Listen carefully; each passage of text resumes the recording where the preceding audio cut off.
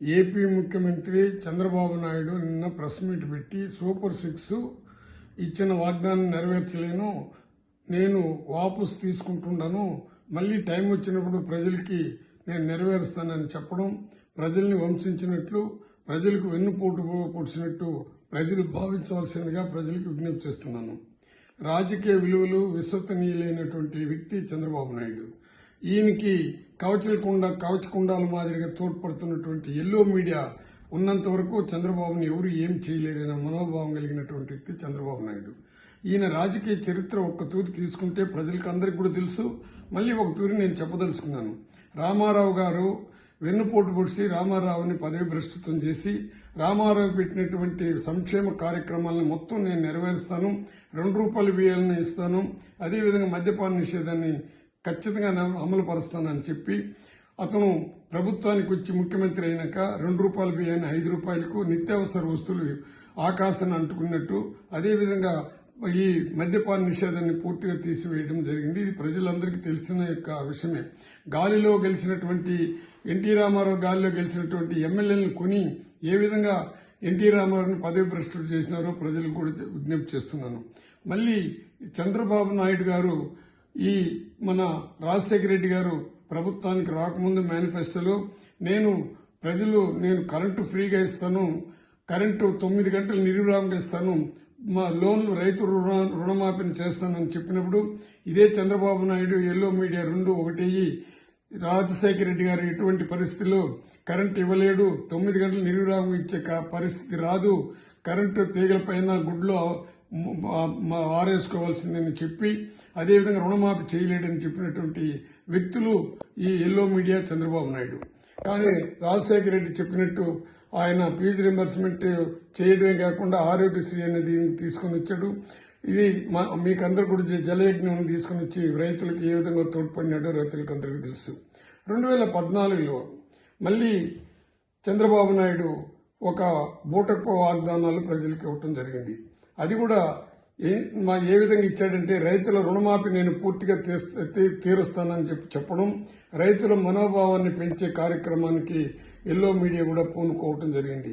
కానీ జగన్మోహన్ రెడ్డి గారి మేనిఫెస్టో ఏ విధంగా ఉందంటే ఎటువంటి పరిస్థితులు కూడా భగవద్గీతగా బైబిల్గా ఖురాన్గా తీసుకుని వచ్చినటువంటి జగన్మోహన్ రెడ్డి తన మేనిఫెస్టోని అదేవిధంగా నిర్విరాగంగా 100% నెరవేరుస్తూ పేద ప్రజల యొక్క తలరాతల్ని, పేద ప్రజల యొక్క భవిష్యత్తుని, పేద ప్రజల యొక్క సంపదని పెంచినటువంటి చరిత్ర కలిగినటువంటి వాడు జగన్మోహన్ రెడ్డి. కానీ చంద్రబాబు నాయుడు చరిత్ర ఏ విధంగా ఉందంటే కేవలం వెన్నుపోటుదారుడిగా ప్రజల్ని ఏమార్చే వ్యక్తిగా నయవంశుడిగా తీసుకున్నాడు. రైతులకు ఏ విధంగా ప్రామిస్ చేశాడంటే నేను మారినాను, ₹20,000 ఇస్తాను, డ్వాక్రా మహిళలు నాకు మానస పుత్రికల మాదిరిగా వాళ్ళని కంప్లీట్గా వాళ్ళని నెరవేరుస్తాను, జగన్మోహన్ రెడ్డి గారు తీసుకున్నటువంటి నవరత్నాలని నెరవేరుస్తూ నేను మళ్ళీ మీకు సూపర్ 6 ఇస్తున్నాను, ప్రతి ఇంటికి ఎంతమంది బిడ్డలు చదువుతున్నారో అంతమందికి 15,000 ఇస్తాను, అది 3 ఉన్నా 5 మంది ఉన్నా అందరికీ నేను ₹15,000 ఇస్తాను, మహిళలకి అందరికి కూడా మళ్ళీ మంచి పథకాలు తీసుకుని వచ్చేస్తాను, రైతులకి ₹20,000 ఇచ్చే కార్యక్రమం చేసుకుని వస్తానని చెప్పి వాగ్దానం చేసి నిన్న సూపర్ 6ని ఆ విధంగా ప్రజలకు వెన్నుపోటు పొడిచే కార్యక్రమం తీసుకుని వచ్చాడు. ఇదే విధంగా చంద్రబాబు నాయుడు గురించి ఒక్క మాట చెప్పదలుచుకున్నాను. ఓటును కూడా అవినీతితో కొనే చరిత్ర చంద్రబాబుకి దక్కింది. దానికి కారణం మీకు అందరికీ కూడా తెలుసు. రామారావుని ఏ విధంగా ఓట్లతో ఎమ్మెల్యేలని అవినీతితో కొని రామారావుని పదవి భ్రష్టు చేసినట్టు మీకు అందరికీ కూడా తెలిసిన విషయమే. కానీ చంద్రబాబు నాయుడు సంపద బాగా పెంచాడు. ప్రజలు కూడా గుర్తించాలా సంపద ఏ విధంగా పెంచాడంటే ఎన్ఆర్ఐ అనే వాళ్ళని తీసుకుని వచ్చాడు. ప్రజలకు సంబంధం లేని వాళ్ళని, ప్రజలకు సేవ చేయలేని వాళ్ళని, కేవలం కోట్లు పడగలెత్తిన వాళ్ళని తీసుకుని వచ్చి ఎమ్మెల్యేలుగా వాళ్ళని ఎంపీలుగా చేసి గెలిచినాక వాళ్ళకి బ్రాందీ షాపులు వాళ్ళవే. ఈ జగన్మోహన్ రెడ్డి 80 లక్షల టన్నులు ఈ ఇసుకని ఫ్యూచర్కు కావాల ప్రజలకని దాన్ని సేకరిస్తే దాన్ని విచ్చలవిడిగా అమ్ముకోవడం జరిగింది.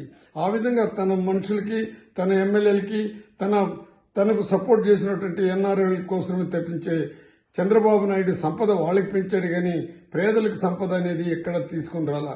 ఆయన ఖర్చులు మొన్న కూడా పోయినట్టు టూర్ పోయారు. దాదాపు ఆ టూర్ కూడా 37 కోట్లు ఖర్చు పెట్టాడు. ఎల్లో మీడియాలో కూడా మీకు అందరికీ తెలుసు.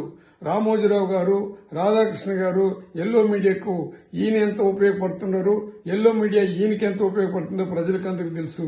ఇప్పుడైనా ప్రజలు మేల్కొండి చంద్రబాబు ఇచ్చే అబద్దాలు వాగ్దానాన్ని నమ్మొద్దండి. ప్రజలు నీతిగా నిజాయితీగా నిలబడి ప్రజలు ఎవరికి జగనన్న సేవ ప్రజలకు ఏ విధంగా దక్కిందంటే పేదవాళ్ళందరూ హృదయంలో జగనన్న శాశ్వతంగా ఒక భగవంతుడు మాదిరిగా నిలబడినాడు. అందుకే జగనన్న మేనిఫెస్టోని భగవద్గీతగా, బైబిల్గా, ఖురాన్గా మనం ప్రజలకు చెప్పుకుంటున్నాము. చంద్రబాబు మేనిఫెస్టోని నయవంశకుడిగా, వెన్నుపోటుదారుడిగా, ప్రజల్ని వంశించేవాడుగా ఆయన మేనిఫెస్టో ఉంది. కాబట్టి ప్రజలు ఇప్పుడన్నా మేల్కొని ఈ యొక్క చంద్రబాబు నాయుడు ఆగడాల్ని పూర్తిగా అరికట్టాల్సిందిగా ప్రజలకి విజ్ఞప్తి చేస్తున్నాను.